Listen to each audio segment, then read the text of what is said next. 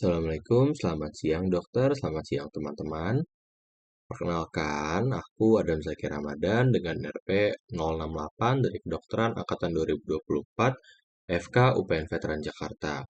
Kali ini aku akan mempresentasikan tentang case petualangan masa remaja. Seperti itu.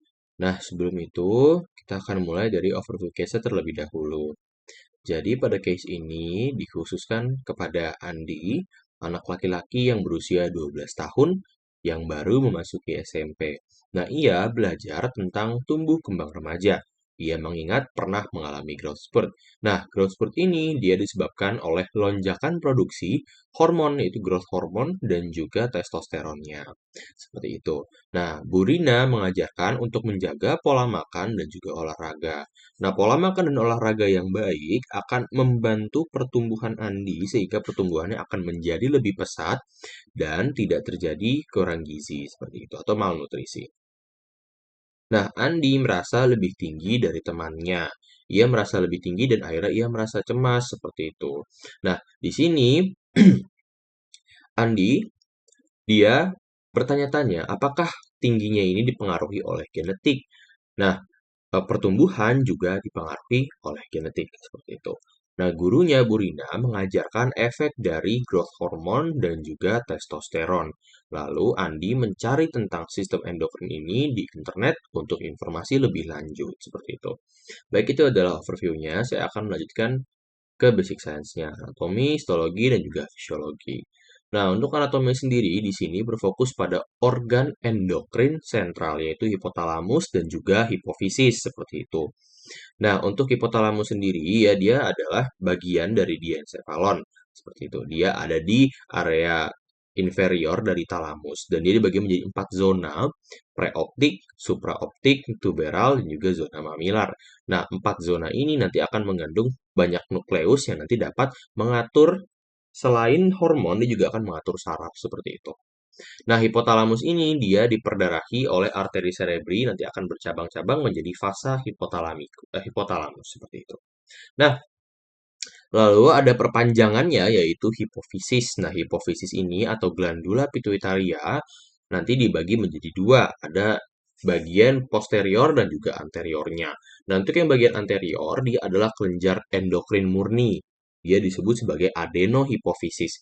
Nah, adenohipofisis ini disusun oleh sel-sel penghasil hormon seperti itu. Nah, dia dibagi tiga menjadi pars distalis, pars intermedia, dan juga pars tuberalis seperti itu. Nah, lalu ada neurohipofisis. Neurohipofisis ini benar-benar hanya perpanjangan dari hipotalamus seperti itu. Jadi, hipotalamus dia akan memanjang membentuk si neurohipofisis ini. Mengapa dia disebut sebagai perpanjangannya? Karena memang selnya, badan selnya dia ada di hipotalamus, di neurohipofisis dia hanya akson seperti itu. Dia tersusun dari banyak sekali akson. Nah, di sini, bagian tengah ini yang seperti tangkai itu disebut sebagai infundibulum. Nah, si hipofisis ini dia divaskularisasi oleh arteri optalmika yang bercabang menjadi arteri hipofisialis superior dan inferior. Nah, untuk venanya sendiri dia vena hipofisialis yang nanti akan menuju ke vena jugularis interna seperti itu. Nah, itu untuk bagian anatominya. Lalu saya akan melanjutkan ke bagian histologinya.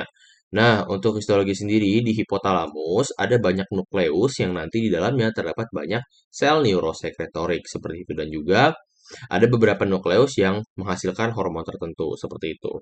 Contohnya adalah nukleus paraventrikular dan juga nukleus supraoptik seperti itu. Nah, dua nukleus ini menghasilkan hormon. Untuk paraventrikular nanti akan menghasilkan hormon oksitosin. Untuk supraoptik dia akan menghasilkan hormon ADH atau vasopresin seperti itu. Ada juga nukleus suprakiasmatik, lalu ada nukleus preoptik media dan juga hipofisis anterior posterior, ventromedia juga dorsomedial dan juga nukleus arcuatus seperti itu. Arcuatus, mohon maaf. Oke. Nah, di sini pada hipotalamus ya selain nukleus-nukleus tadi dia ada memang sel neurosekretorik yang nanti akan menghasilkan hormon seperti itu. Nah, sel neurosekretorik ini akan menjulurkan aksonnya menuju ke si neurohipofisis seperti itu sehingga di bagian hipofisis histologinya khusus untuk neurohipofisis kita bisa tahu bahwa dia tersusun dari akson yang tidak bermielin seperti itu. Nah, dia juga ada sel glia dan di dalam sini ada akson yang melebar, karena di dalam akson yang melebar ini terdapat hormon. Nah, akson yang melebar ini kita sebut sebagai badan Hering. Nah, untuk di adenohipofisis sendiri, jadi sel penyusunnya ada kromofil dan kromofob. Untuk kromofob dia sampai saat ini belum diketahui secara jelas fungsinya apa. Ada beberapa buku yang bilang bahwa kromofob ini adalah sel glia yang mendukung adenohipofisis menyokongnya. Nah, untuk kromofilnya dia ada dua, basofil dan juga asidofil.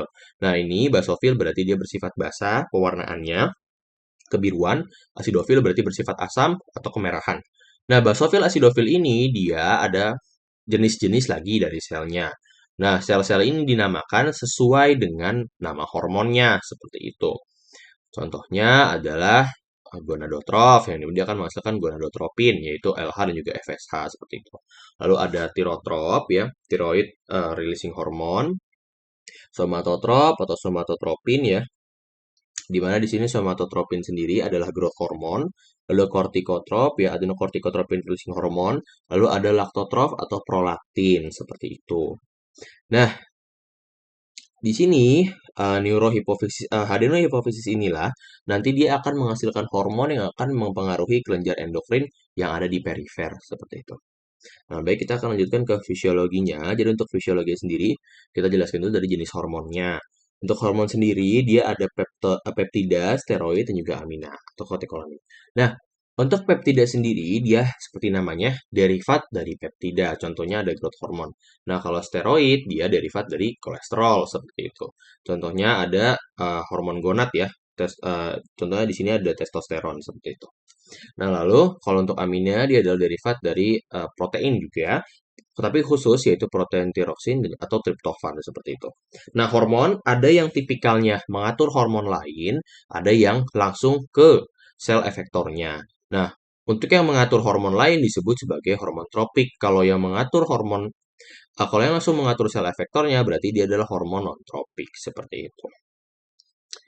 Nah, lalu hormon diregulasi melalui dua feedback, yaitu feedback positif dan juga feedback negatif.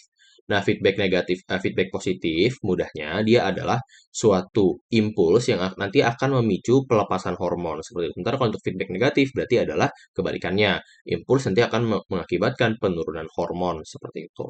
Nah, kalau ini regulasinya berdasarkan HPO aksis. Jadi, hipotalamus menuju hipofisis dan juga sel sasaran. Nah, di sini ketika ada masukan saraf, lalu ada masukan hormon juga. Contoh dari masukan saraf ini misalnya ada peningkatan osmolaritas seperti itu ya. Lalu misal ada stres seperti itu. Nah, masukan-masukan saraf ini nanti akan memberikan stimulus kepada hipotalamus yang akan melepaskan hormon pertama. Lalu hormon pertama ini akan menuju ke hipofisis, lebih banyak ke hipofisis anterior ya. Nah, nanti dia akan terjadi pelepasan hormon kedua seperti itu. Nah, hormon kedua ini nanti akan bersirkulasi di dalam peredaran darah, lalu dia akan menuju ke kelenjar endokrin perifernya yang memiliki reseptor yang cocok dengan hormon itu. Nah, lalu di kelenjar endokrin perifer ini akan melepaskan hormon ketiga yang menuju ke sel sasaran, yang dimana ada seperti biasa, reseptor yang cocok. Nah, setelah dia menempel ke sel sasaran, maka akan terjadi efek fisiologis seperti itu. Nah, ini untuk si feedback positifnya. Intinya dia akan meningkatkan produksi hormon, meningkatkan efek fisiologis. Nah, kalau untuk feedback negatifnya, ini adalah salah satu proses regulasi untuk menekan sekresi hormon sehingga tidak terjadi kelebihan. Seperti itu. Nah, kita ambil di sini contohnya adalah stres ya. Dari amigdala menuju ke hipotalamus, ya lalu dia akan melepaskan hormon CRH ya, cortical releasing hormone, lalu di hipofisis akan terjadi pelepasan adrenokortikotropin hormon, lalu akan menuju ke korteks adrenal, pelepasan kortisol menuju ke sel sasaran perubahan metabolik yaitu peningkatan detak jantung, frekuensi napas dan juga vasokonstriksi. Nah, selain itu juga kortisol ini nanti dia akan beredar dari pembuluh darah kembali ke hipofisis dan hipotalamus. Nah, di hipotalamus dan hipofisis nanti dia akan menekan produksi dari hormon-hormon tadi, CRH dan juga ACTH seperti itu. Sehingga kortisolnya akan menurun karena sudah didapatkan perubahan metabolik yang sesuai seperti itu. Agar tidak terjadi kelebihan, maka kortisol ini akan menekan hipofisis dan hipotalamus. Baik. Nah, lalu pada case ini khususnya adalah pertumbuhannya atau penggunaan growth hormone dan juga hormon gonad ya atau gonadotropin seperti itu. Nah, di sini Andi sempat mengalami growth spurt di mana growth spurt ini adalah efek dari growth hormone dan juga gonadotropinnya seperti itu. Nah, kita mulai dari growth hormone terlebih dahulu. Jadi ketika dia sudah mencapai usia pubertas ya di hipotalamus ya, nanti akan dihasilkan GHRH atau growth hormone releasing hormone. Dia akan memicu sel somatotrop yang ada di adenohipofisis untuk mensintesis growth hormone. Growth hormone ini sendiri adalah polipeptida tunggal ya, dengan 191 asam amino di mana di dapatnya terdapat 2 ikatan sulfida seperti itu. Nah, proses sintesis dari growth hormone ini mudahnya dia menggunakan transkripsi DNA karena dia adalah derivat dari peptida seperti itu. Jadi, di dalam ada somatotropnya, maka dia akan terjadi transkripsi DNA, pembentukan mRNA, lalu dibawa oleh ribosom, dibentuk sebagai protein, lalu dia akan dimodifikasi oleh retikulum endoplasma dan juga aparatus Golgi sehingga akan dihasilkan growth hormone yang sudah aktif dengan bentuknya polipeptida tunggal dengan 2 ikatan disulfida. Nah, growth hormone ini nanti akan menuju pembuluh darah dan juga hati. Nah, untuk yang pembuluh darah sendiri, dia akan menuju ke jaringan adiposa, memicu lipolisis. Dan di dalam darah, dia akan memicu sintesis protein. Nah, di dalam hati, dia akan memicu pembentukan IGF-1 dan juga gluconeogenesis seperti itu. Oke, nah kita fokus ke yang bagian pertumbuhannya. Untuk growth hormone sendiri nanti dia akan berikatan dengan reseptor mirip tirosin di dalam hati, yaitu Janskinase. Lalu dia akan terjadi fosforilasi enzim. Nah, lalu fosforilasi enzim ini dia akan mengaktifkan aktivator dari transkripsi seperti itu. Nah, aktivator transkripsi ini nanti setelah dia dikelilingi oleh fosfat, dia akan menuju ke nukleus di dalam hati. Lalu akan terjadi transkripsi mRNA. Nah, mRNA ini nanti akan dibawa oleh ribosom, lalu dia akan dibentuk menjadi sebuah protein. Nah, di dalam sitoplasma. Di sitoplasmanya itu nanti dia akan dimodifikasi oleh retikulum endoplasma dan juga aparatus Golgi untuk membentuk insulin growth factor 1. Insulin like growth factor 1, mohon maaf. Nah, insulin like growth factor 1 ini akan keluar ya ke pembuluh darah dan akan menuju ke tulang, tulang rawan atau kartilago, ya, dan juga otot rangka seperti itu.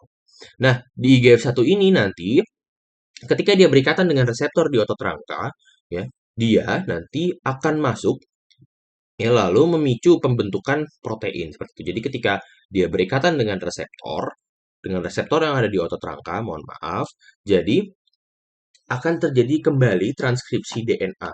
Nah, transkripsi DNA ini nanti akan membuka kanal ion yang mengakibatkan asam amino yang ada di pembuluh darah tadi, dia akan masuk ke dalam otot, lalu dia akan dibentuk menjadi protein sitoskeletal seperti miofibrin, aktin, seperti itu. Nah, protein sitoskeletal yang bertambah ini nanti akan mengakibatkan massa otot meningkat.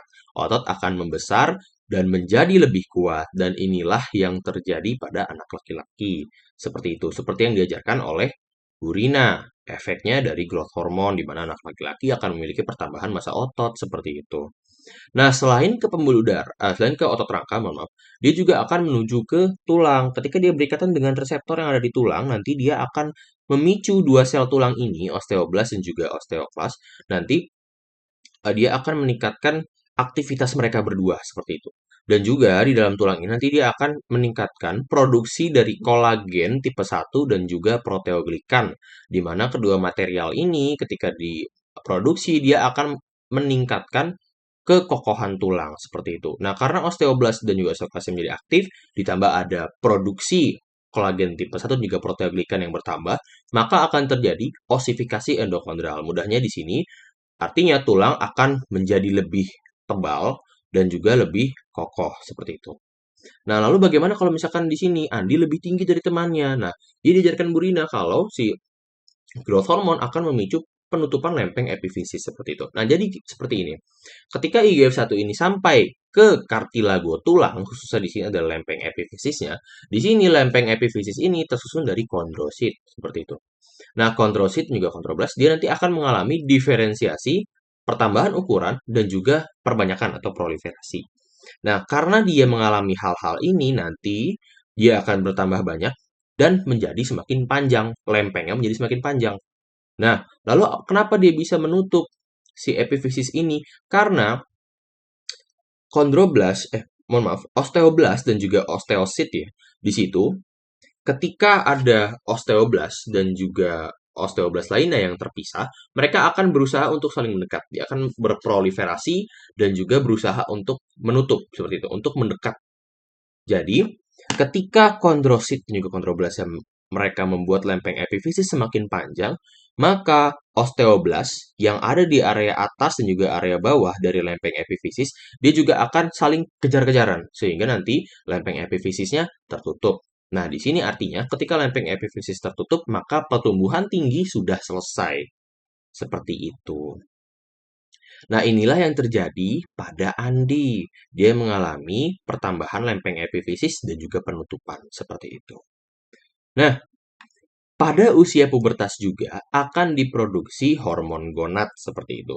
Jadi di nukleus arcuatus ini nanti akan dilepaskan gonadotropin releasing hormone. Nah, gonadotropin releasing hormone ini nanti akan menuju ke gonadotrop yang ada di adenohipofisis, di mana dia akan melepas LH dan juga FSH, luteinizing hormone dan juga follicle stimulating hormone.